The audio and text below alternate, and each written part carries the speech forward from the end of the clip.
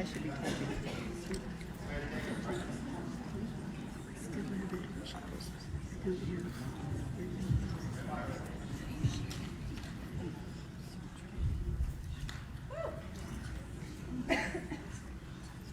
All right, how's everybody?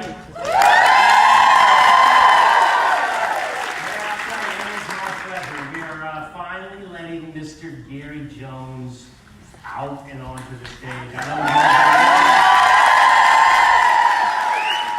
all been waiting for Gary. This guy's amazing. As you know, we've been working together for many years, and there's not another person out there that we would be turning to, or that I would turn to develop some of the most innovative, incredible products that are out there and available on the market today. So the guy is the guru. Please welcome to the stage, Mr. Gary Jones.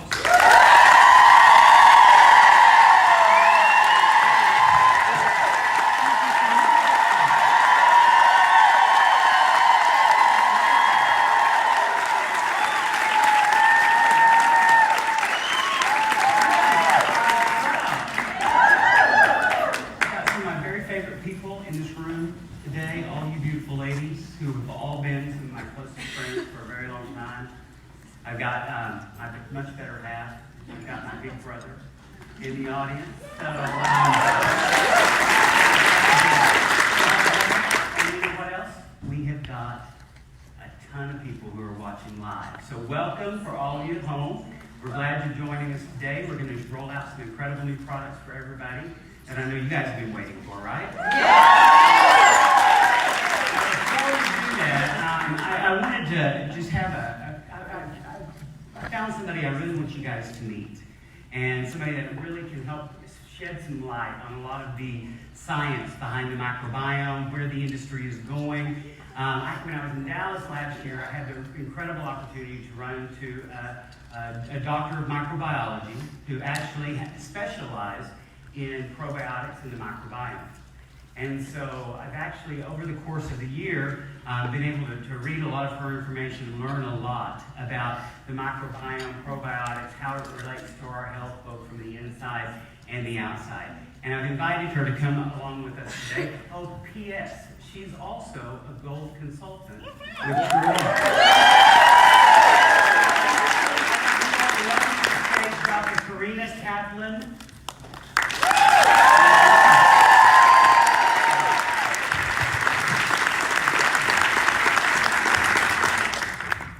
So Karina was kind enough, I've got to tell you a funny story. Rick, I flew out here a few weeks ago. We were having a meeting, looking at all the people who were speaking on panels and things like that, and I saw that Karina was on a panel for promotions. And I pulled Rick aside and I said, oh no, I need Karina. So Karina was kind enough to shift midstream and actually come over and help me out with this part of the presentation. So thank you so much for being flexible and working with this wacky crew. So Karina, can you just tell everyone a little bit about your history is so interesting, your background. Can you just tell everybody about your background and what led you into the field of the microbiome? Yes, of course, I'd love to. I actually started my scientific career in my home country, in Lithuania. So I'm from overseas, and I started in about 2002, I guess, working on bacteriocins, and I'm sure you know what they are. They're antimicrobial peptides that bacteria secrete, and I was extremely fascinated by this research. And then when I got my master's, I was extremely lucky to be invited to do Ph.D. in Ireland, and in one of the biggest really microbiome centers today. It used to be called Elementary Pharmabiotic Center, now it's Microbiome Institute, and they're really ahead of all the science out there. So I was really fortunate to work with great scientists and investigate probiotics and prebiotics, and how those prebiotics affect and probiotics affect our health. And then I was, again, very fortunate. I'm such a lucky person, really, and grateful. I was invited to Texas A&M to continue my research in this field, and then I was invited to Houston, to Baylor College of Medicine, and continue working with Dr. Vesalovic and and his team on, again, microbiome and probiotics. So I'm extremely passionate about this topic, so much that after I left the lab, I couldn't just give up, and I decided to tell the world. Actually, my now followers encouraged me to start a blog, My Gut Matters, and that's my long story to, Okay. in short, few sentences. That's fantastic. So what made you, I know you probably weren't necessarily thinking direct sales direction, but what brought you to TruAura? What was the convincing factor there? Yeah,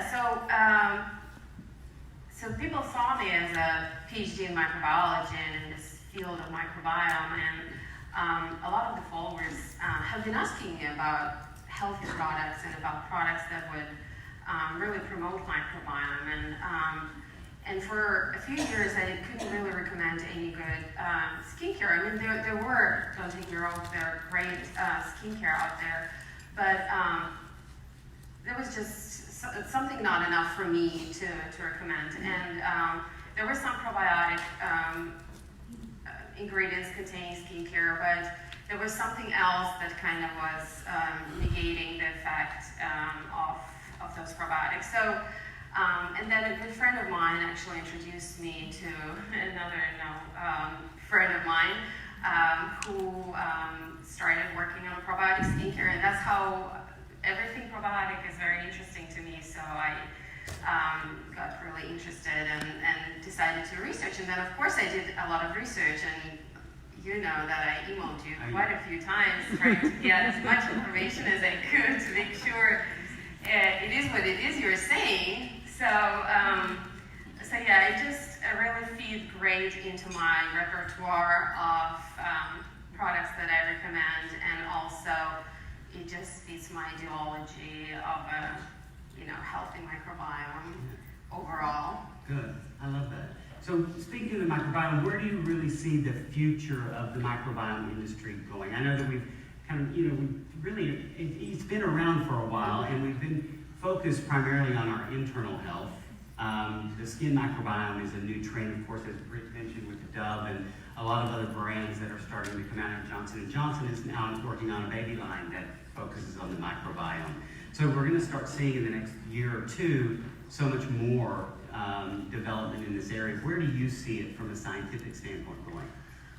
Well, for a long time we were really with this latest technology, genomics, that we have around genetic tools, metagenomics. We finally now understand and know who lives in us and on us. We know who these players are and what those bacteria are. There are trillions of bacteria, and you probably know that, and we're about 50% bacterial, really, rather than human. And if we look at the genetics, actually, and genetics is what? It's our function, right? It's what these microbes do. Genetically, we 99% microbial, and only 1% human. So if you collect all those genes from all these bacteria that are in and on us, you get a tremendous amount of genes. So what now scientists are trying to do is really focus on the function and trying to understand. Now we know who is there, but what they are doing, that's what we don't know yet. Also, until recently, a lot of the research has been focusing on looking at the disease state and what can we do to treat the disease or maybe prevent the disease. But now scientists are actually talking about, what about health? Why not to actually think about how we can promote health and just be healthy? You don't have to wait until you have the disease to treat it or be afraid that you're going to get it. Just what is healthy microbiome and trying to understand metabolites. Right? Metabolites are, those little molecules that this bacteria is secreting, and those molecules do something in our body. So that's what really scientists are trying to do. Okay. It's a fascinating movement, and it's knowledge is power. And I think the more we know about the composition of our bodies, the better we can mitigate disease and stay healthy. So many people, I mean, of course, everyone in this room knows about the microbiome, because we've talked about it for 2 years now. But the general consumer probably isn't aware. And I know many people we run into and on a day-to-day basis probably have never heard microbiome. In layman's terms, what would you say, how would you say to someone who was completely a microbiome virgin? What would you say to them to let them know what the microbiome is, how it works, and more importantly, why TruAura is such an important part of their life?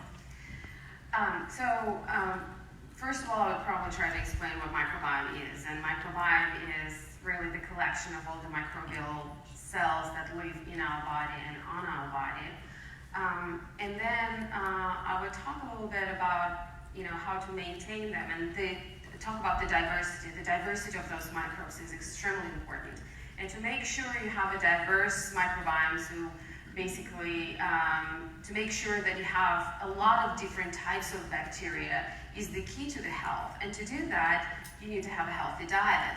It's like a garden, in your body. So it's a mutual interest to kind of take care of each other, right? So when you have a great garden that gives you lots of harvest, it makes you happy and healthy, right? You have all this fruit. And for garden, it's good when you're taking care of it, when you fertilize it, when you water it. So imagine that these microbes in you and on you is basically a garden that you need to take care of. Because as long as you're going to take care of it, it's going to take care of you back. And a lot of us have heard we are what we eat. So this is true, absolutely. Our gut microbiota and in general gut health is extremely important for our health. But a lot of people get so focused on just food that they forget about all other environmental triggers. And even gut microbiome is dependent not only on the food, but also on what we put in our skin, what we wash our skin with, what air we're breathing, what we're cleaning our house with, and it really goes beyond that, how much we exercise. So all those factors are important. That's why, and our skin is our largest organ. So we really need to maintain it and make sure that our microbes are happy on our skin, because they're our little warriors that are going to protect us from all the environmental triggers. So you mentioned briefly that you've got the microbiome and the skin. What is the relationship between a healthy gut? Because as we know, it's not just about what we put on our skin, it's about what we put into our bodies. So what are the benefits to our skin of taking care of our internal microbiome? Well, microbiome really is linked to pretty much any organ in our body. Now that a lot of the scientists all over the world are working on it, and we know that not only it helps the digestion, but it really strengthens our intestinal barrier. And by strengthening intestinal barrier, it doesn't let any toxins through or any bad stuff that we're consuming with fast food and Western diet in general. So, and that really is linked to our skin. Because our skin is a filtration system. Exactly, yeah. So, but when we have a disrupted microbiome in the gut, then it can also influence our health skin and the microbiome on the skin.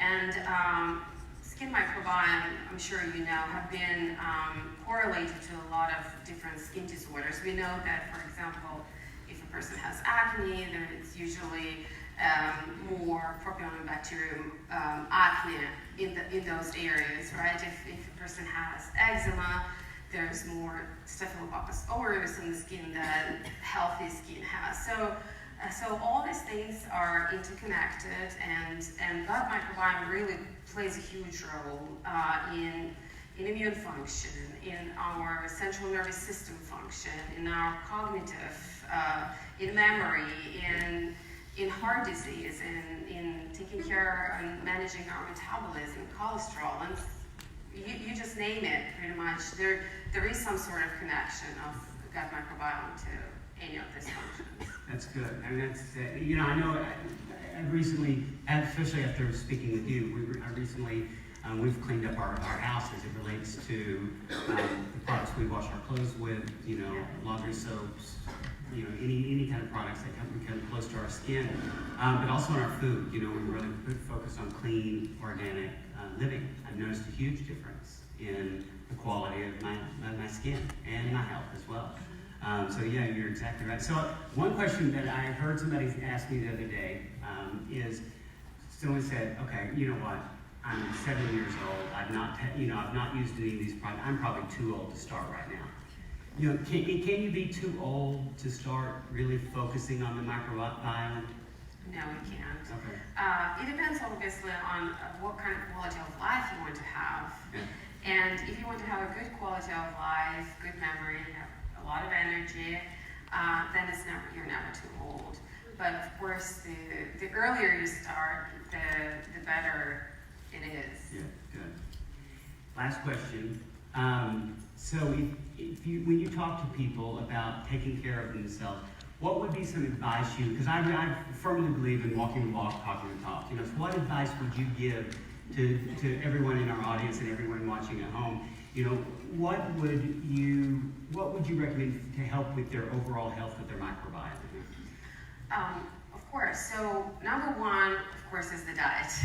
So, and scientists who are researching the diet believe that the Mediterranean diet is probably one of the best, more balanced diets out there that has the diversity of different vegetables, fruit, berries, basically plants.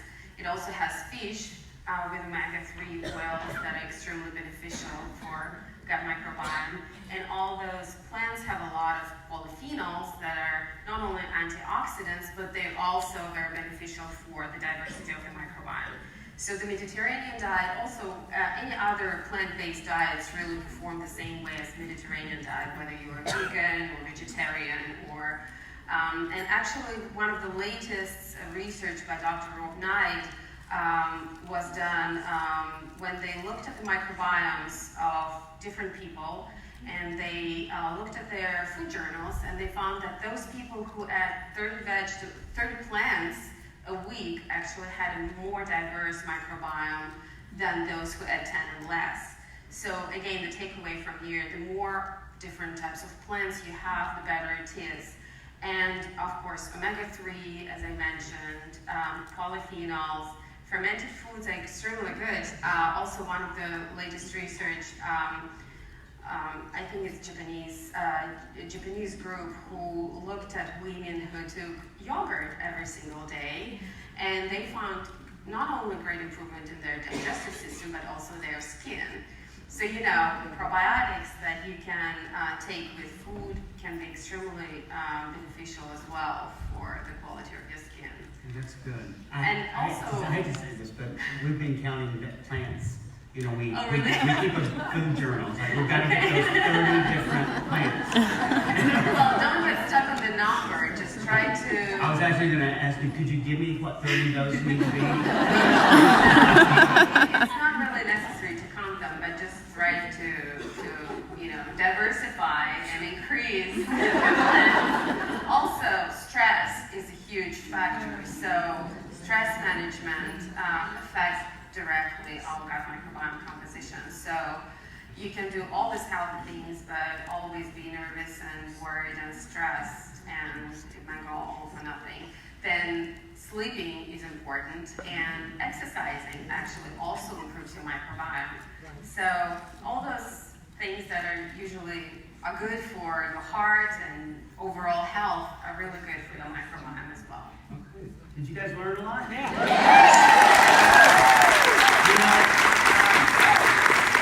One of my favorite things to do is actually to go on to